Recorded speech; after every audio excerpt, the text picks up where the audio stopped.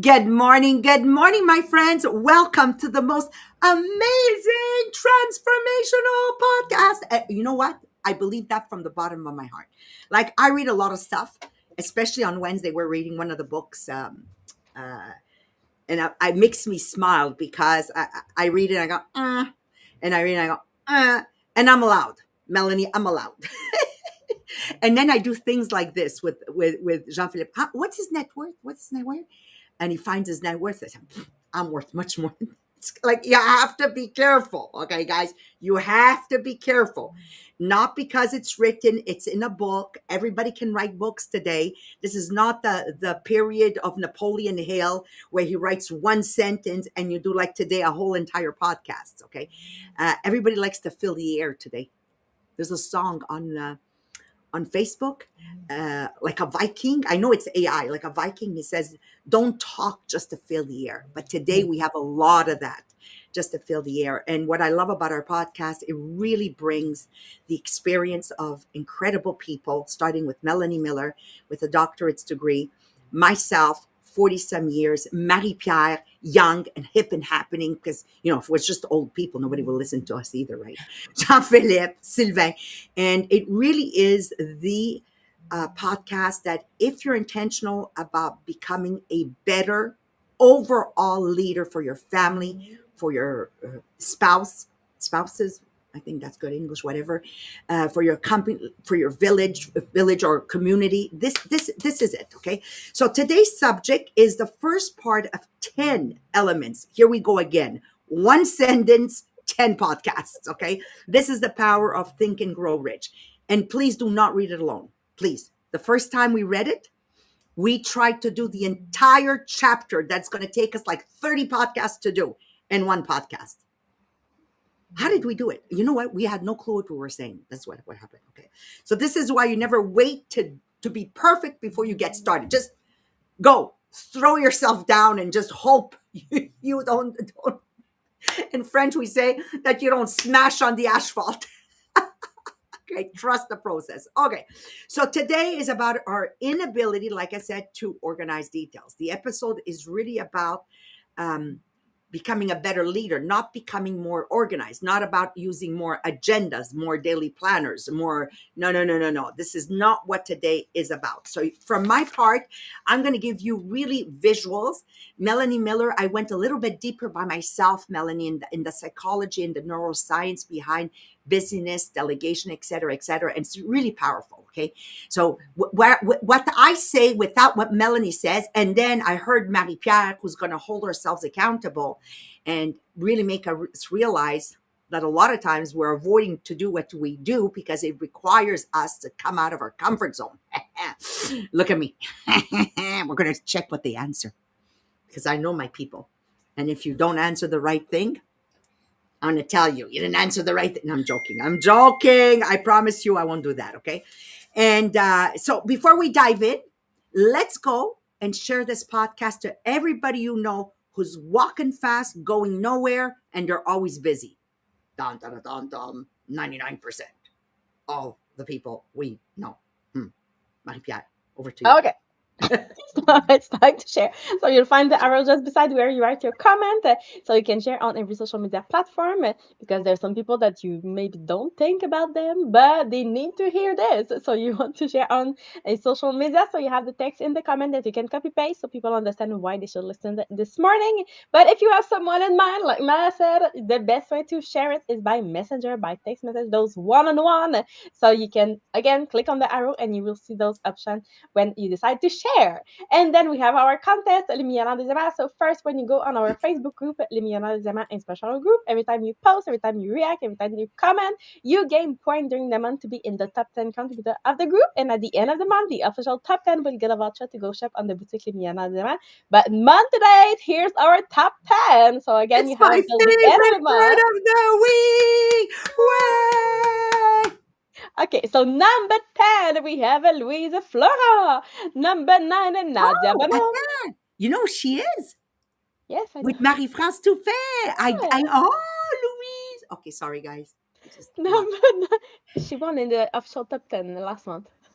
Ah, I remember.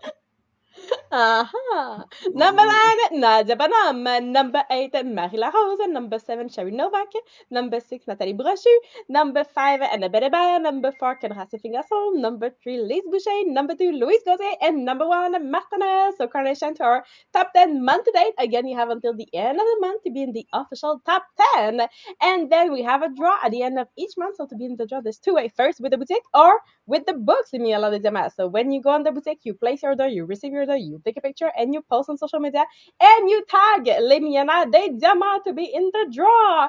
And don't forget with the books too. So you just receive one of the book, you take a picture, you go post, and you tag Les Millionnaires de Diamants to be in the draw.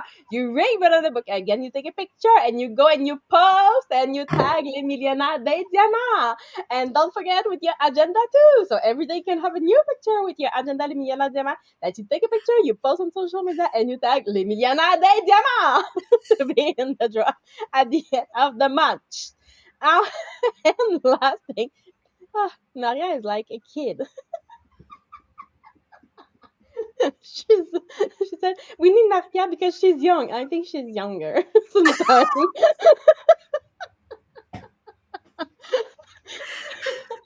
Right. I'd be younger if I could lift everything towards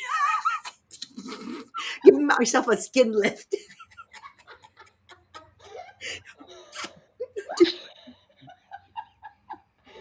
Last thing, if you don't already have your ticket for the next conference, make sure that you click on the link and get your ticket. It's a virtual conference, so that means that you can watch from anywhere in the world.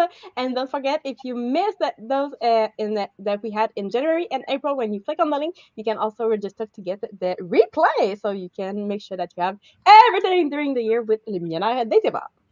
I love it. I love it. Thank you so much. She's so good. She keeps the focus. She really does. Okay, so let's dive in. Okay. Again, if you're just joining us, it's the 10 major causes of failure in leadership. So we begin with one of my favorites. Like, I think all 10, I'll be saying that. One of my favorites, right? And it's number one, inability to organize details. So when I was talking yesterday with Melanie, I said to her, something, and goes, no, Marie, it's more of this. And I go, oh, she's right. She's right. So let me position it for you. Okay. So at first glance, people think this means to be more organized, to use an agenda, prepare better. But I actually think the subject goes a lot deeper than that. So thank you again, Melanie, because it does. So it's really, full circle here. So I'm going to try to articulate it best I could. Okay. So I believe that one of the biggest traps of leadership is busy work. It really, really is. When I meet in my coachings for directors, actually monthly reviews with directors, I realize that they're all good at getting one solid, exciting month, but then they have a hard time repeating it, and they revert in what they were doing before achieving that big goal in the month of, let's say, April. And then the question is, why aren't you redoing it in the month of May? Well, they reverted to do what they were doing in March. You get a little bit the picture. So busy work is not the same thing as building. So if you're leaning in and you're taking notes, okay, it's so important. And I'm going to explain. In my world, in the Tupperware business, I could easily spend my entire day doing things that absolutely can't get done by somebody else. I know, I've been there. So before I go on a little bit further, also remember that it is also a work in progress, because for me to tell you that I never did recognition because I'm a business leader is also false. It's a work in progress. Because I'm in a personal development program, my company has been able to go from 0 to 100,000 to 1 million to 2 millions, and so on and so forth. Whereas we have many Tupperware business leaders, they never even went over the $2 million mark. Just to put it into context so you understand where we're going today. So busy work is going to look like packing boxes in my field, doing recognition, preparing prizes, for the event happening this weekend. I'm going to be doing the Purolator stickers to put on the boxes, organizing inventory, answering all the emails, answering all my messengers, cleaning my house because I have a team event at home. And I could go on and on and on. Now, I need you to listen very carefully. These things matter. I'm not saying those things should not be done. They absolutely matter. But if I'm became a director only to become a glorified warehouse keeper, I became a director, I got this new position only to become a glorified secretary or glorified event coordinator, then I missed my role as a leader, right? As a leader. Because uh, because in reality, the true responsibility of a leader is not just managing tasks, because they have to be managed, right?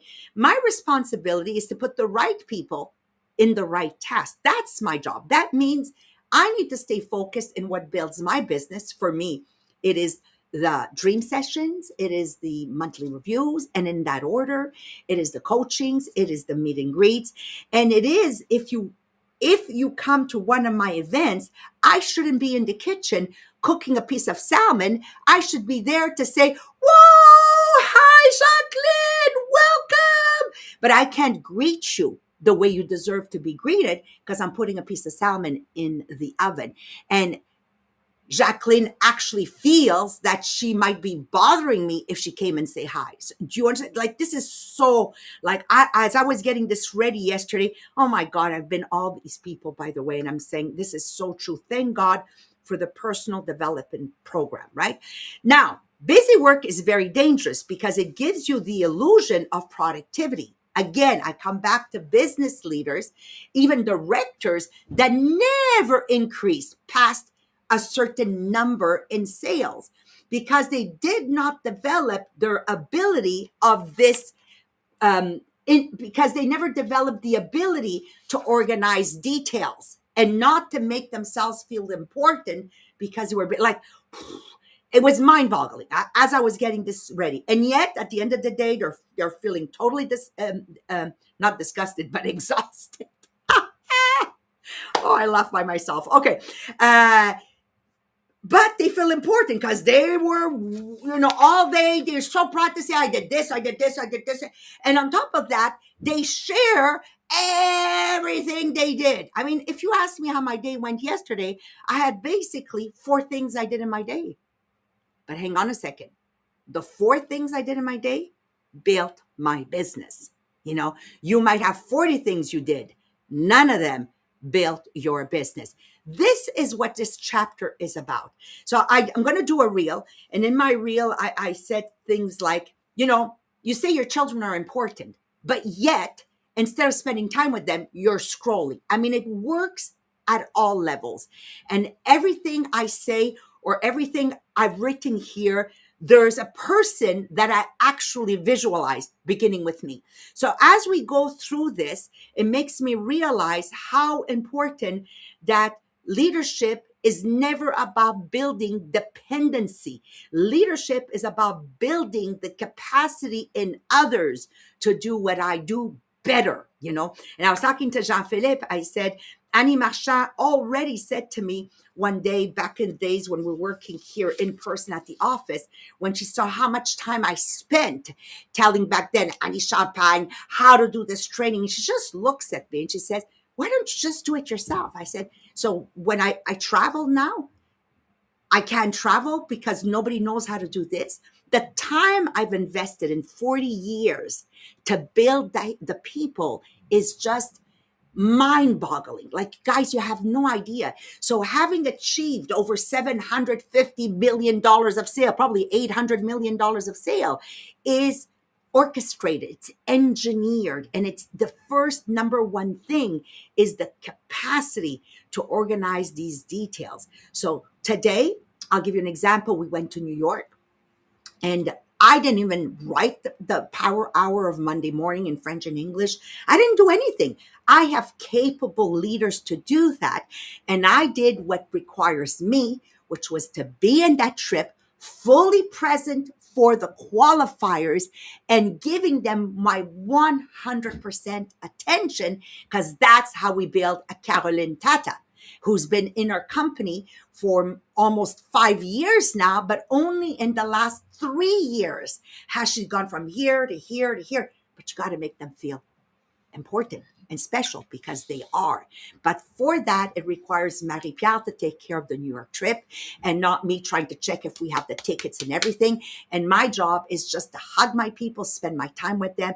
Anyways, we go on and really listen and really listen to pick up on what we can do to help them achieve their next level.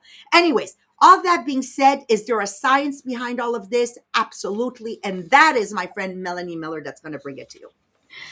Thank you, Maria. And Maria has just introduced for us the first of the 10 major causes of failure in leadership described by Napoleon Hill in Think and Grow Rich. And this one is the inability to organize details. And I think this is a fascinating place for Hill to begin because many leaders do not fail because they're lazy or unintelligent. Very often they fail because they become overwhelmed, reactive, and unable to distinguish between what is truly important and what is simply keeping them busy. Busy, but not productive. We all know people who are constantly busy. Their schedule is full. Their phone is always ringing. They're moving all day long. And yet the important things never seem to move forward. This is what Hill is warning us about. Some leaders hide behind busyness, not intentionally, but because they confuse activity with organized execution. A leader who cannot organize details often spends too much time doing things that should be delegated. They answer every message. They solve every small problem. They attend every meeting, and eventually they become overloaded. What happens in the brain? Scientifically, this makes complete sense. The prefrontal cortex, the part of the brain responsible for planning, prioritizing, and decision making, can only manage a certain amount of information effectively at one time. When too many things compete for attention, the brain experiences what scientists call cognitive overload. And when this happens, focus decreases, memory weakens, decision making becomes harder, and stress increases. Instead of thinking strategically, the brain moves into reaction mode. The person becomes busy reacting instead of calmly leading. The organized brain versus the overwhelmed brain. A leader who organizes well, details well, creates systems. They prioritize clearly. They delegate appropriately. They schedule effectively. And they track important actions constantly. And their actions are often proactive rather than reactive. This creates calm and clarity in the brain. Progress releases dopamine, the brain's motivation chemical, which creates momentum and further action. But the disorganized leader experiences the opposite. Too many unfinished tasks and too many decisions increase cortisol and stress. The person becomes distracted, forgetful, emotionally reactive, and mentally exhausted. And what is the effect on the team? This does not just affect the leader, it affects everyone around them because teams mirror leadership. When a leader is unclear, priorities become unclear, communication becomes inconsistent, stress levels rise. The brain likes certainty and structure, so chaotic leadership creates anxious teams. So here's my final thought. Perhaps Hill's point is deeper than simply being organized.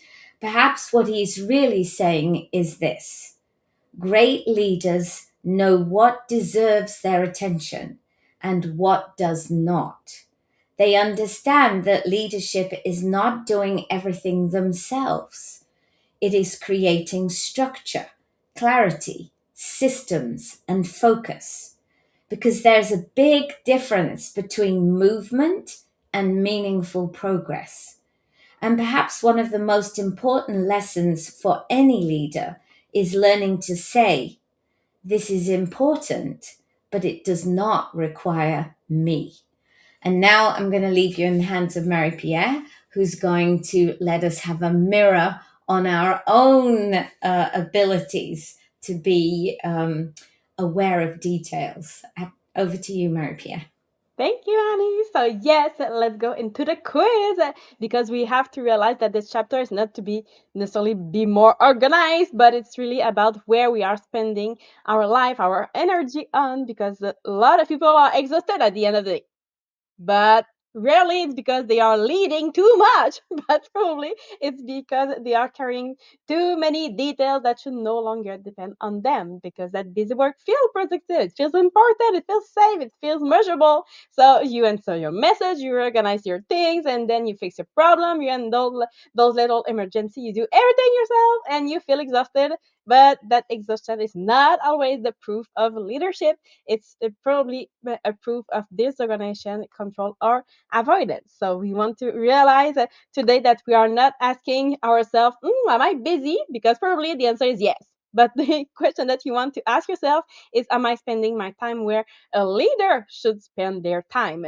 So the quiz today will help you look honestly at where you may still managing too much instead of just multiplying yourself through other when you lead. So this morning you can answer A, B, or C for each question. So let's start with question number 1. So again, at the end of most day, yes, you feel exhausted. Why? A, because I handle everything myself. B, because I try to balance leadership and task. Or C, because I spend most of my energy developing people and vision. Question number 2. When someone else could handle and could do a task, what usually happens? A, I keep it because it's faster and safer if I do it. B, I delegate something but struggle to fully let go. Or C, I intentionally train and trust people responsibility.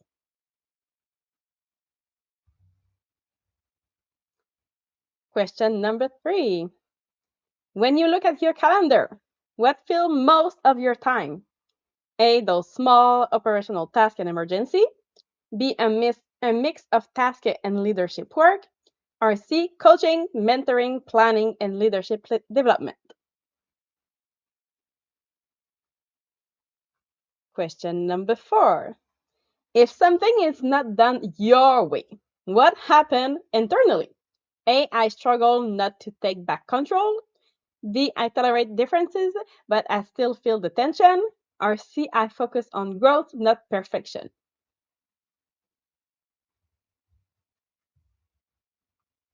And question number 5. How much time do you intentionally spend on coaching, mentoring, helping people think bigger and developing confidence in others? A, very little compared to task. B, sometime but inconsistently. Or C, regularly and intentionally. So did you get mostly A's, mostly B's, or mostly C's? So if you have mostly A, now for the moment you are task driven. So you may be leading through control and activity instead of multiplication. So you carry probably too much and you delegate too little. So you stay trapped in operation and always feel overwhelmed. So that creates that exhaustion, that dependency, and your limited growth. So being needed, it's not the same thing as leading well. So your next step will be to start releasing some responsibility that others can be trained to carry. If you have now mostly B, you are in that I don't know why I keep adding this word. You are in transition. So you understand the importance of leadership multiplication, but again, you still move back and forth between trust and control, delegation or micromanagement, leadership or busy work. So that create partial growth, but you have that inconsistency in your system. So the delegation without full trust still create that dependency. So your next step will make sure that you have system and people simultaneously, so you can really delegate. And if you have mostly C, now you are multiplying your leadership. So you understand that leadership is not about doing more, but leadership is about multiplying yourself through others. So you develop people intentionally, you delegate with clarity, you build those systems, and that create that freedom, that growth, and stability. So the next step will be to continue to build a leader that can build also leaders. So 3 steps to make sure that you keep that in your daily practice. Number one, identify what is your low value task. So really ask yourself, what am I still doing that someone else could be trained to do? So what are those low value tasks that you are still doing? Number two, notice where you are in your busy work, or when. So pay attention to those moments where you start organizing, fixing, cleaning, answering small things, and just staying busy, because it feels easier than coaching, mentoring, and leadership conversation. And number three, you want to train, don't just transfer the task, because you will feel safer when you delegate, not just by saying, here, take this, but you have that real delegation that you are teaching, guiding, and developing those capabilities, so you can have that peace of mind with the delegation. So on that, I wish you a beautiful day. We'll continue on the subject tomorrow morning with the next point of why people don't feel like a leader. So I wish you a beautiful day and see you tomorrow. Bye, everyone.